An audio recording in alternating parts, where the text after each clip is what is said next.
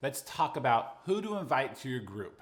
I want to help you through and think through and help you prayerfully consider who you should invite to your group. For many of us, this idea of hosting a group, it may be exciting, but then that fear jumps in, is like, well, who's going to come to this group and who's going to be part of this group? And so, will anyone show up?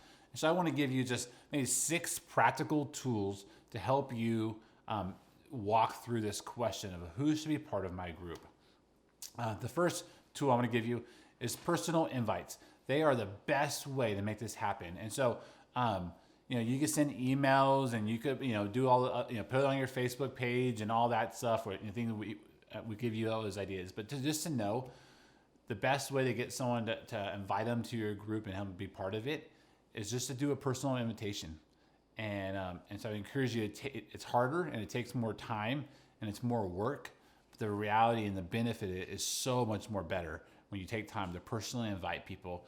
In your packets, you'll see invite cards, and those are just easy ways to help remind people and tell them about your group. Something physical you could leave somebody, something you could leave them and tell about your group. But take time to do personal invites. Second, keep your perspective. It's okay if it starts small. I remember my wife and I, we first started our first small group years ago. It was us and another couple. It was us and another couple for the first 2 or 3 weeks. And then we added another couple week 3 or week 4. And then we decided to keep our group going along. And over time, over months, we added more and more people. So it's okay. Keep perspective. It doesn't need to be at 10. It doesn't need to be at 12. Whatever you think that number should be, we are not expecting that. Part of our heart and our goal is that you would just connect with some people. Connect with some of your friends, that you would share your group with some of your friends. And so if that's only one person or 2 people or 20, we want to help make sure you are feeling connected and others who are part of your group are feeling to have a chance to talk and share and be connected. So keep your perspective.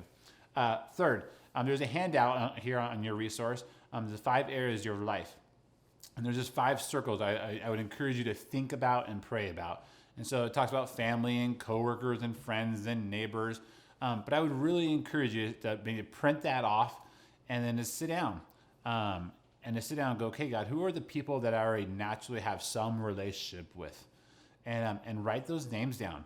And then take a few days and over those days, just be praying about that.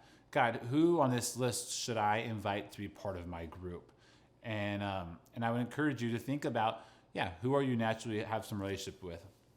And the second thing I would encourage you with that list is maybe to consider if there's somebody on your list that would come alongside and be a co-host with you. And so you might say, well, I'll do this, but hey, I'm going to do this, but hey, I would love for you to join me in this journey as leading this. And they may know people that they can invite as well. So the fourth tip, or just kind of tool I would encourage you to do is pray. Pray. And when you feel like you prayed enough, pray some more. That you would pray and say, God, who do you want to be part of this group? God, who are you asking me to respond? Sometimes when you write out those names on the list, sometimes God might surprise you with a name.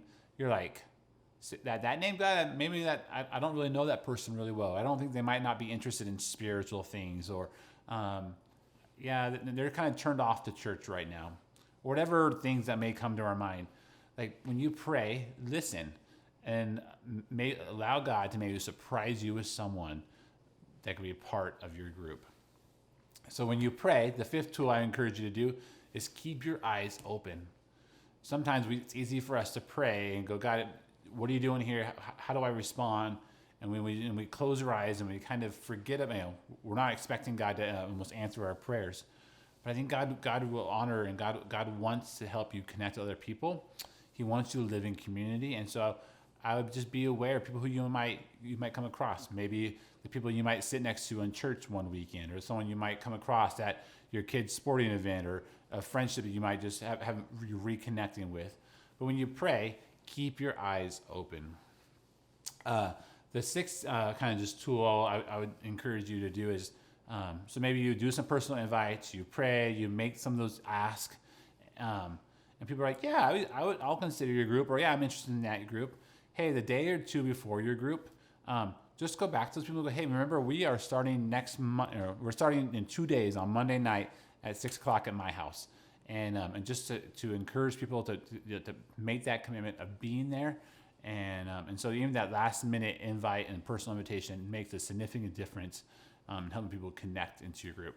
So those are a few tools and resources to help you find people for your group.